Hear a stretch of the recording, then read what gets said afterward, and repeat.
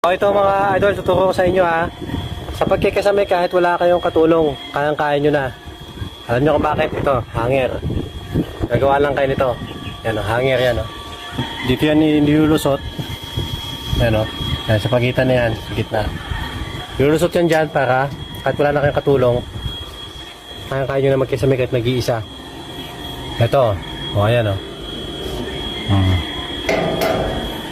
Yan, dalawa yan. Ganyan lang tayo kahit sa mga malawak na, no? Kaya kasamihan, ganito lang din gagamitin nyo. Meron kayo dapat hanger. So, ganyan lang ito lang. Papakita ko sa inyo kung paano.